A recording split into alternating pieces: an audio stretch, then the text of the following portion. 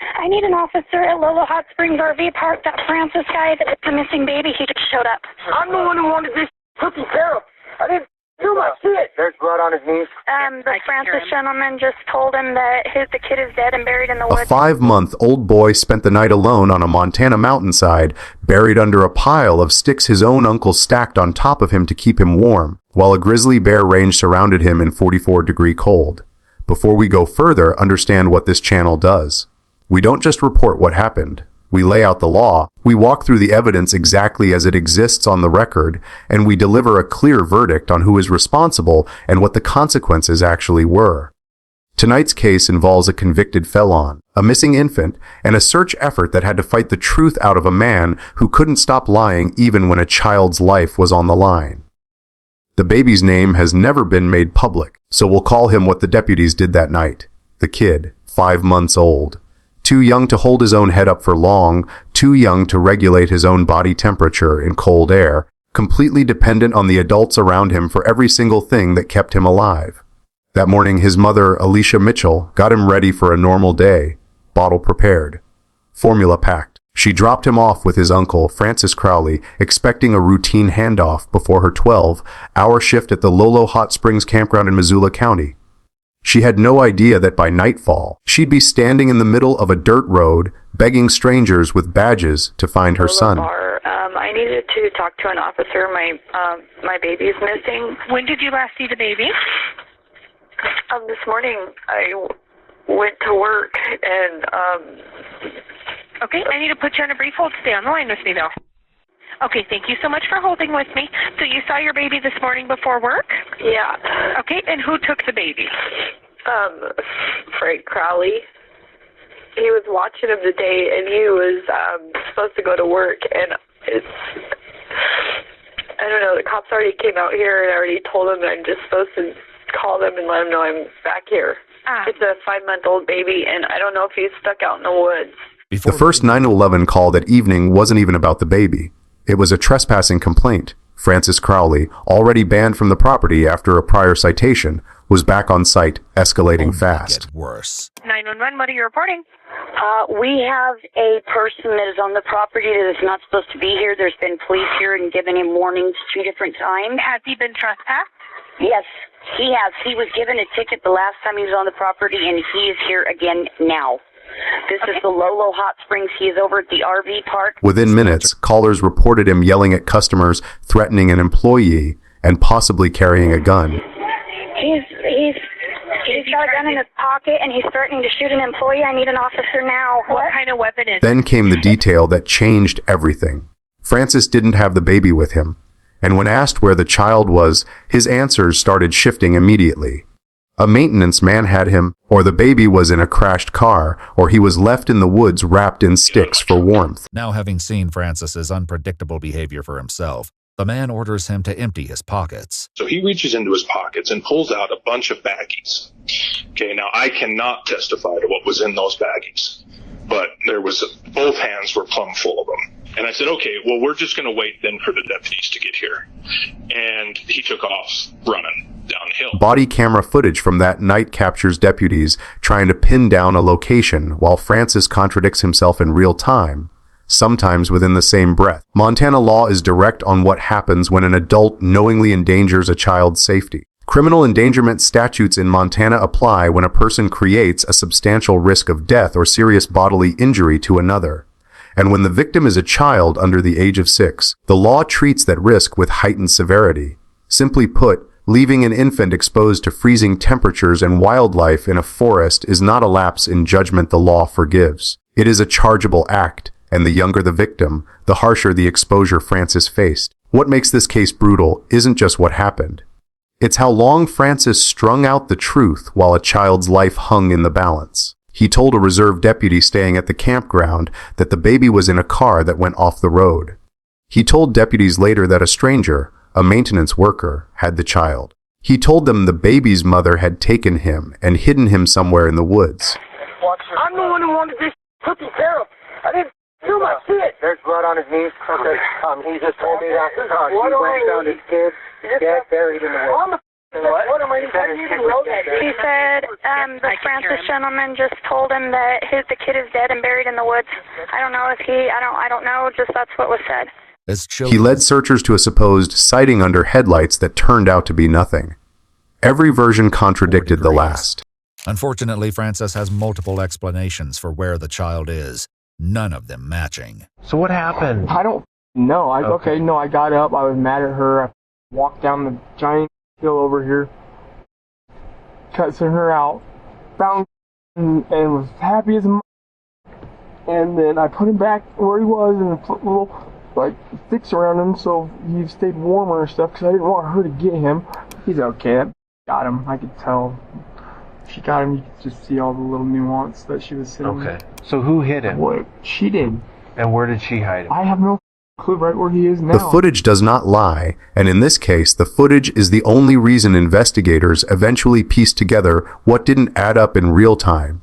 The blue Corsica abandoned deep in the forest. Found by a helicopter crew hours after Francis first mentioned a crash he never fully explained. As the detective spins his wheels with Francis, a hopeful report comes over the radio.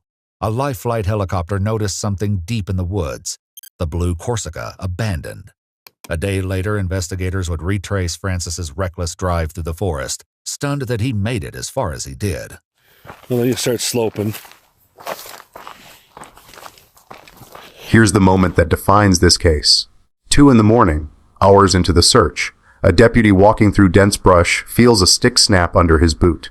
Before his foot even comes back down, he sees it, a small fist, moving in the beam of his flashlight. The baby is there, face down, cold, buried beneath a mound of sticks Francis claims he built to keep him warm. His onesie is soiled. His skin is scratched and bruised. And yet his body temperature comes back normal, and within seconds of getting a bottle, he drinks the entire thing in under a minute. The baby is covered in scratches, cuts, and bruises, but his body temperature is normal and he's generally, and perhaps miraculously, okay. One deputy's report indicates, however, that it took the baby only 45 seconds to drink an entire small bottle of Pedialyte. That single detail, a baby's fist moving under a pile of sticks in the dark, is the image this entire case turns on, because it's the moment abstraction ends and the reality of what almost happened becomes unavoidable. So we found him. You found him? We found him. Is he good? He's up on the mountain. He's alive? Still. He's alive. Yes! Yeah, let me go see my kid. Okay, hang on a second, Let me go okay? see my kid. I told you, give me that baby. Hang on a second. So he's up by the car. No. Yeah? There's no way he's by the car. No, he's up by the car. What? Yeah, right where you left him, man. One of the searchers would write, "As I was walking, I saw a pile of sticks and dead branches and trees. I distinctly remember hearing a stick break from under me as I was stepping down with my left foot. While my foot was still in the air, about to come down, I saw a small baby fist moving." The thing is that he's up by the car. He's up by the car, right where you left him, dude. There's grizzly bear there. I stood there for 2 hours tapping a pole. You think I'd leave my kid there? Well, I don't know why. I stood there for 2 hours going, do, waiting for help. You think I'd just leave my kid there after that? I don't know. The baby is found face down in the dirt, wet and buried beneath a mound of sticks. He's cold and his onesie is sore. Toxicology results deep in the picture. Francis tested positive for methamphetamine and THC. I took a tiny bit of dope. I've been clean for like 3.5 months. And what is dope? Methamphetamine. Okay. And how do you use it? I snorted it. Okay. About $5 worth. So no more drugs. Period. So did the baby. A 5-month-old infant with methamphetamine in his system is not a detail any script should soften, and we won't. It transforms this from a story about a bad decision into a story about sustained, repeated exposure to danger that this child had no way to escape and no way to understand. The baby's drug test comes back strikingly similar to his uncle's. Positive for both THC and methamphetamine. Then came a discovery investigators didn't expect. During questioning, inconsistencies in how Francis and Alicia described their relationship led detectives to uncover that the two were not simply siblings living together out of necessity. Their relationship was sexual in nature, a fact Alicia would eventually confirm directly to authorities. You know, I'm just going to throw it out there. Her having a sexual relationship with her brother, I would think that was really disgusting, and I would have never thought. In a follow-up interview, Alicia would finally admit to authorities that her relationship with Francis was sexual in nature. whatever the unsettling truth of their It's a situation. disturbing layer to an already disturbing night, and it explains some of the erratic, defensive behavior investigators encountered from both of them throughout the search. Justice, in this case, came in stages. In February 2019, Francis Crowley pled no contest to assault on a minor under 30, 6 months old, and pled guilty to criminal endangerment and child endangerment. But Francis didn't have the good fortune to encounter such a judge. In February 2019, he pled no contest to assault on a minor under 36 months old and pled guilty to criminal endangerment and child criminal endangerment. He was sentenced to a total of... The court sentenced him to 30 years, with 10 suspended, but his legal exposure didn't end there. As a convicted felon, Francis was federally barred from possessing a firearm. And when investigators found photographs of him posing with a shotgun recovered from the campsite, that ban became a second prosecution. Under federal law, a prohibited person found in possession of a firearm and ammunition faces significant additional prison time. In March 2020, Francis pled guilty to that charge and received 36 additional months, served partially concurrent and partially consecutive to his state sentence. Trouble, you know. When officials found pictures of Francis posing with Alicia's shotgun, he was indicted on federal charges. In March 2020, Francis Crowley pled guilty to the crime of prohibited person in possession of a firearm and ammunition and was sentenced to 36 months in federal prison, half of which will run concurrently to his state sentence and half consecutively. After a few days in the hospital... Here is the verdict. Francis Crowley created a night of sustained, escalating danger for a 5-month-old child through intoxication, deception, and reckless abandonment, and the documented consequences. 30 years with 10 suspended, plus 36 additional federal months, reflect the severity the law assigns to endangering the most vulnerable person in any room. The baby receives no grade because a 5-month-old bears no responsibility for the danger adults placed him in. This case is not an isolated tragedy.